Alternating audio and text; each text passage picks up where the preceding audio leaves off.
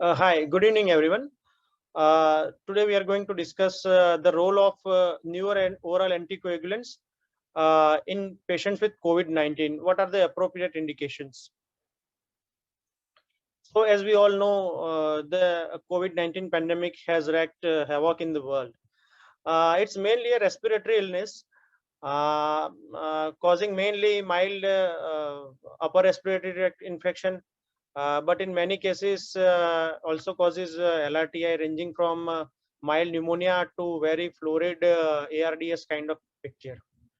One important characteristic of this virus is that unlike other viruses, this infection has also a tendency to cause microvascular thrombosis, means increased thrombogenic tendency in particularly in the venous system and also arterial system. So this is what differentiate this viral infection from other viral respiratory viral illnesses.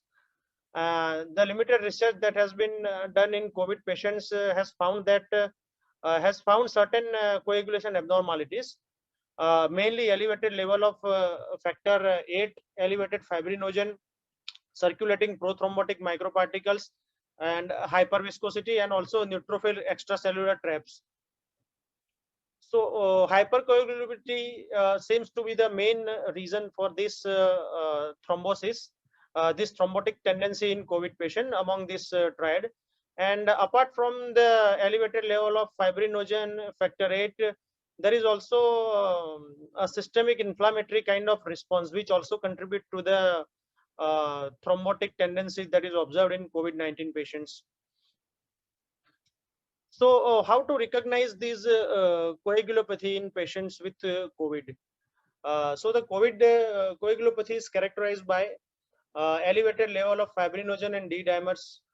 PT and APTT are only mildly prolonged, and very rarely patients with severe COVID infection and multi-organ failure, they might progress to overt coagulopathy, meeting the criteria for DIC, that is severe thrombocytopenia, markedly prolonged PT and APTT, extremely elevated D dimer, and decreased fibrinogen level.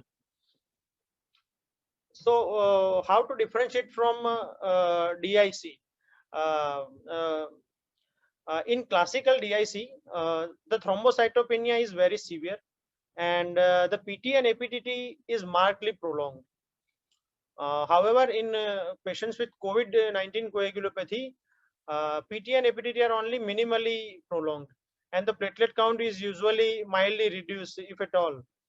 Another important differentiating feature is that in DIC, we usually see a very low fibrinogen level, which suggests consumption of the major coagulation factors.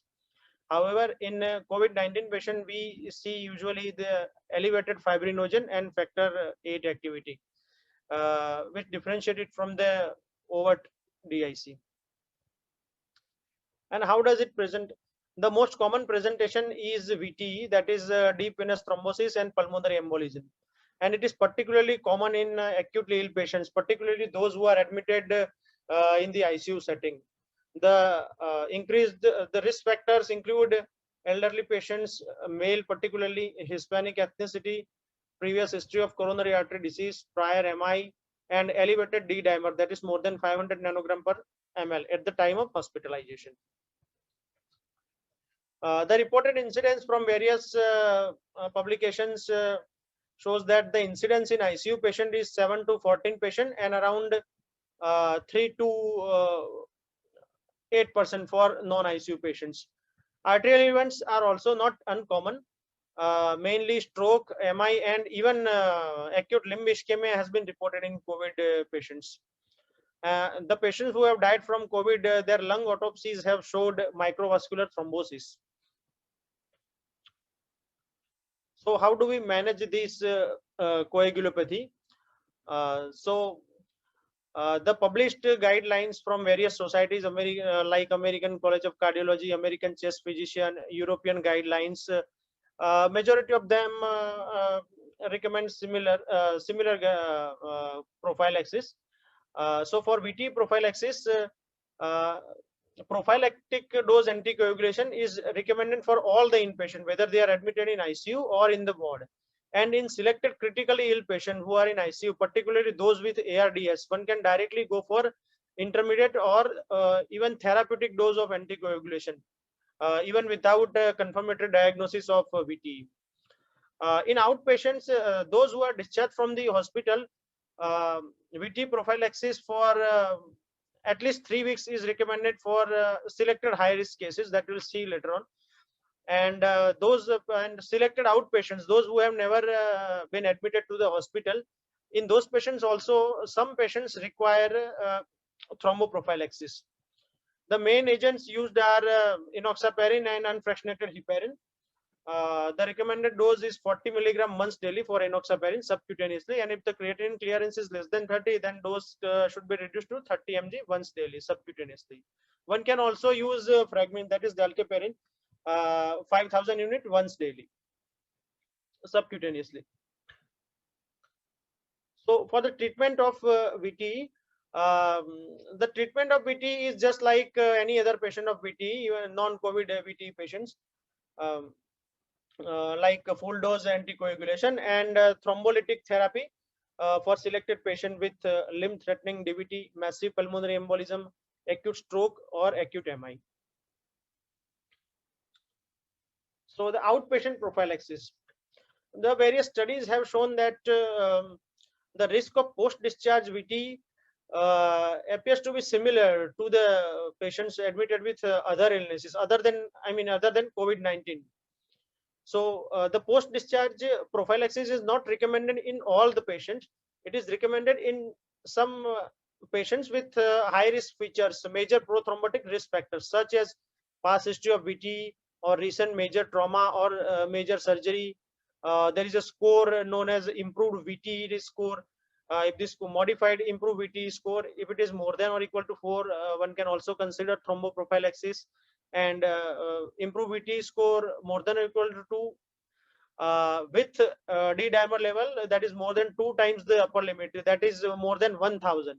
So these patients are a candidate for post-discharge prophylaxis. And the post-discharge prophylaxis is usually at least recommended for at least 2 to 3 weeks, at least 3 weeks, but can be given up to 31 to 39 days. So here is where the role of newer anticoagulants come in. The recommended treatment with rivaroxaban is 10 mg once daily. Most of the guidelines do not recommend NOAC during the in-hospital setting. They recommend it after discharge or in the outpatient setting. And the patient who have never been admitted to the hospital, in those patients also, the thromboprophylaxis is not routinely recommended. It can be given to patients with risk factors for thrombosis, other high risk features like prior VT or recent surgery or trauma or immobilization, and the decision should be individualized in such patients. Again, the rivaroxaban is usually recommended in such patients. Now these are the guidelines by International Society on Thrombosis and Hemostasis. So this ISTH guideline, they recommend use of either LMWH or a NOAC, even in hospitalized patients. Other guidelines generally reserve the use of NOAC only after discharge and in outpatient setting, while this guideline, they recommend either LMWH or a NOAC during hospitalized. And extended post-discharge thromboprophylaxis, the guidelines are similar. That should be given, the thromboprophylaxis should be given to selected patient with high risk high VT risk criteria. And the thromboprophylaxis duration should be at least 14 days and can be given up to 30 days according to ISTH guideline. So the treatment of VT in a hospitalized patient, that the treatment remains same as with other patients with VT. One important thing that is recommended is that the decision for anticoagulation therapy should not be based solely on the D dimer level that we usually see in our routine practice, that even the patients who are being treated at home in home isolation, some people start dabigatran and rivaroxaban, which is not routinely recommended. Even if the D-dimer level is slightly elevated, the anticoagulation should not be given. It can be given only if along with D-dimer there are other high-risk features. And in selected patients, those who have developed ARDS in the ICU, the full dose anticoagulation should be given, despite the absence of any clinical or imaging evidence of VTE. So for pregnant patient and the lactating mothers, the anticoagulation prophylaxis is usually recommended if there are no any other contraindication for hospitalized patient. And those patients who are not hospitalized, the thromboprophylaxis is not routinely recommended. It can be given to certain high risk patient, and the decision should be individualized. During pregnancy, during breastfeeding, particularly, only the heparin, low molecular weight heparin and warfarin are recommended, because they usually do not accumulate in the milk and do not induce an anticoagulant effect on the newborn baby. So NOAC, importantly, they are not recommended in pregnant patient because of lack of safety data, obviously, and in breastfeeding patient. So there are some ongoing trials for the role of newer oral anticoagulants in COVID-19 patients, and this trial include one is funded by Johnson & Johnson Prevent HD phase 3 trial, which is evaluating rivaroxaban, whether it reduces the risk of thrombosis, all-cause hospitalization, and all-cause mortality in outpatients. So these two trials are for outpatients who are not admitted to the hospital. Another one is the University of Pittsburgh phase 3 study, which is evaluating apixaban versus aspirin in COVID patients in the outpatient setting. So the result from this trial are not yet published, at least while this is being recorded.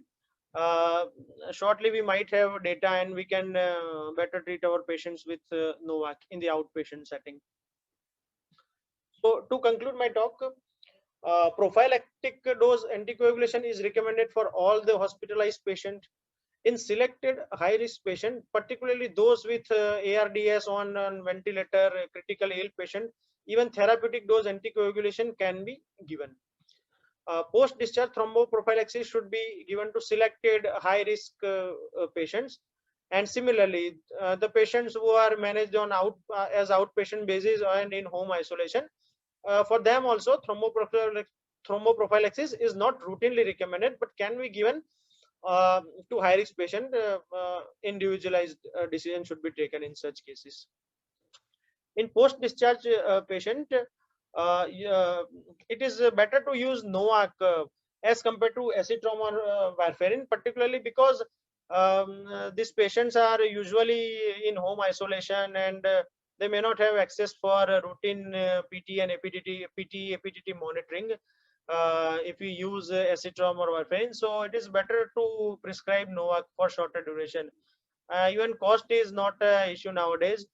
The price has been lowered for dabigatran and now rivaroxaban also, and the duration is usually 3 to 4 weeks, not more than that. So NOACs can be given safely. And importantly, D-dimer, the D-dimer level alone should not be a criteria for thromboprophylaxis.